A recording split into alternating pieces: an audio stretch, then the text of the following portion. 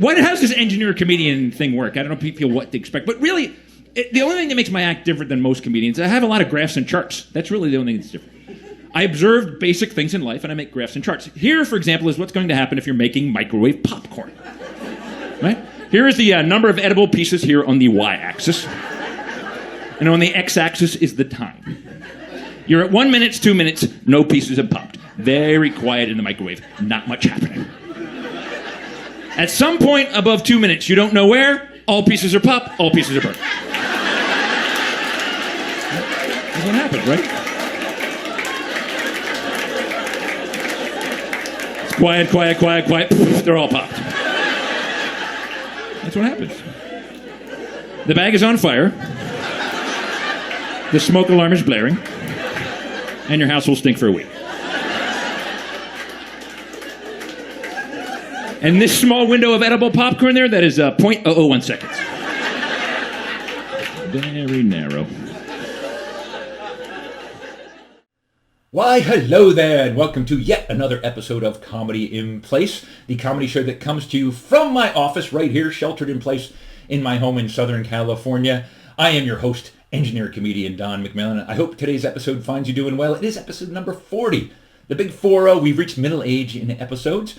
And today's show, as you could probably tell from that opening clip, is all about charts. It's called Uncharted Territory because really it's kind of the essence of my act. I look at the world as an engineer and comedian, and then I try to generate a chart that captures a moment, a slice of life. And it's all about charts and graphs. And by the way, that microwave popcorn, an excellent example of how I do it. It's the experience of making microwave popcorn in one chart. I love a chart that sums up a whole experience. And by the way, there's more of that live comedy done in front of a live studio audience coming up later in the show, so stick around for that. In the meantime, in my comedy in place bit, I have 3 charts I want to share with you that I've never done on stage, but they really, I think they capture moments and experiences in life. So I'm going to go to my slides now. I bring up my slides right there. And the first one, I love hamburgers, actually cheeseburgers to be technical, and I like ketchup on my cheeseburgers. And if you like ketchup on any of your sandwiches, you know when you're eating, eventually it's going to drip. And it's going to drip somewhere on your body, and it's usually your shirt. And it seems to me, and I've studied it, is that the probability of that ketchup when it drips hitting your shirt is not so much a function of the ketchup, but in fact, the shirt you're wearing. Depending on the shirt you're wearing, it will determine whether that ketchup manages to hit that shirt or not. And I'm going to start with the most obvious low probability, which is a red shirt. If you have a red shirt on, the probability of that ketchup hitting the red shirt is only about 4%. And even if it hits it, you're probably not going to notice it, which is why I own a lot of red shirts, because I'm a dork, okay? If you got a blue shirt, probability about 10%, about 2.5 times higher, because it will show up. I think where the ketchup knows that, and it's going to be more likely to hit a blue shirt. A plaid shirt, because you're not going to notice it in the pattern, a little lower than the blue shirt. You're going to notice it more on a blue shirt than a plaid shirt. A Hawaiian shirt, I like actually ketchup on a Hawaiian shirt. You may not even notice it. You get some red flowers or a little bit of color, not going to notice it on a Hawaiian shirt. A yellow shirt, oh baby. That ketchup is going to go right for, I actually think it might think it's mustard. It's like, hey, there's my partner mustard. I'm going for that yellow shirt. 22% of the time, it's going to hit a yellow shirt. And the biggest probability, you drop some ketchup out of your sandwich, you got a white shirt on, 100%. It is going to hit a white shirt 100% of the time. It's amazing. It's like a magnet. A white shirt for a magnet. It's like, I've seen a piece of ketchup actually get below my belt, turn around, come back up, boom, right into the middle of my shirt. It defies physics. Ketchup and a white shirt, that's the way it works. So that's how today's Uncharted Territory works. It's basically just capturing what I believe to be true life experiences in a chart. Yeah, sometimes, by the way, I see a chart like this one in USA Today, and I go, they didn't quite get that right. That's maybe ideally what's going to happen, but I'm going to bring truth to this chart. So USA Today did a survey, and they asked people in the survey, during retirement, my major sources of income will be, and fill in the blank, right? And people answered the biggest percentage, 65% said Social Security. They're counting on Social Security.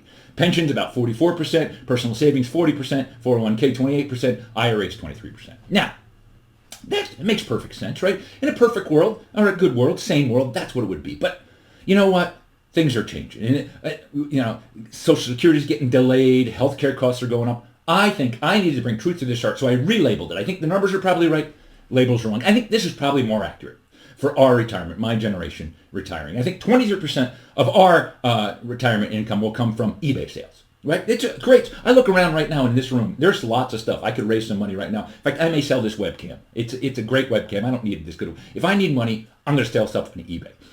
28% found change. I'm always looking for change. I swear my eyes have now, my peripheral vision can pick up a quarter or a nickel like that.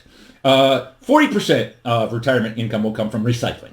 I believe in the planet, but mostly I believe in that money I get back. I love to go I hand them my aluminum, my plastic, they give me money back. And I notice my generation, it's all guys my age sitting there lined up in line with their bags filled of recycling. And I'm not too proud to take recycling money. I'll be recycling for my retirement income. 44% lottery winnings. Come on. Yeah, you got to play the lottery when you're old. You might as well. If God wants me to win, the least I got to do is buy the ticket. My mom always said that. And then finally, the major source of income when I'm retired, 65% of my income will come from donating blood. Yeah, I'm just being practical. Come on.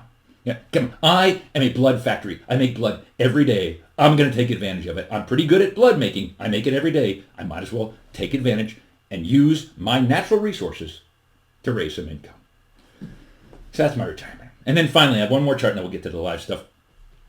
When my kid was little, and if you've had babies, it's amazing. You got to feed a kid, and the chances of hitting your kid's mouth, it depends completely on what you're trying to get into the kid's mouth.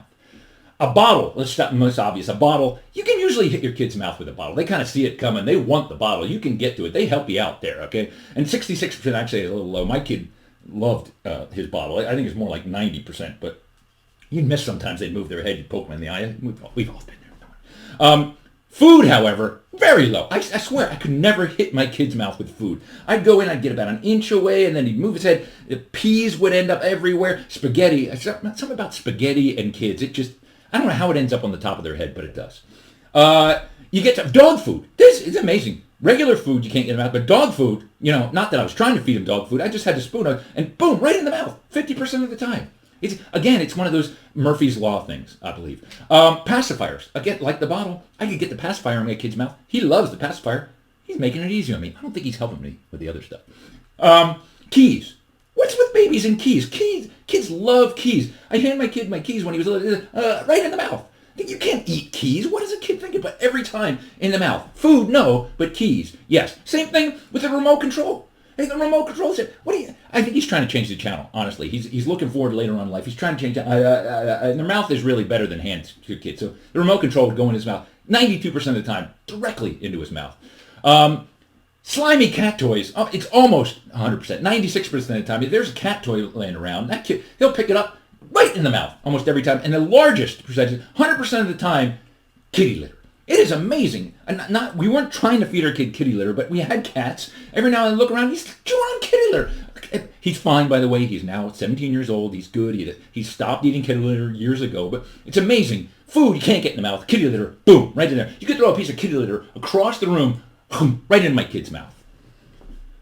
Please don't report me to Child Protective Services. We didn't do it on purpose, I swear. But that's just the data, okay? So I hope you enjoyed that. That's my little statistical analysis, just trying to capture moments in chart format of everyday life. Stick around. There's a video coming up. In the meantime, I hope you're doing well. Keep laughing. Here comes a video. The final argument we have constantly, I call it the thermostat wars.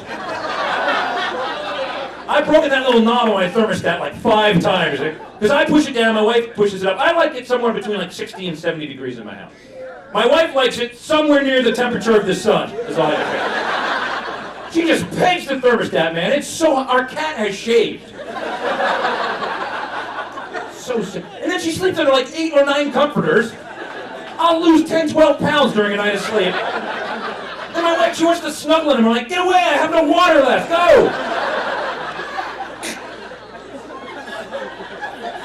I thought it was so brilliant, too. We bought a car recently, a new car, and I thought, I know what I'll do. I'll get one of those with dual climate controls, so I can like blast the air conditioning, my wife can blast the heat on her side. Oh, great, except a low pressure system has formed in our car. There's like rain moving towards the passenger seat. Tornado ripped through the trunk.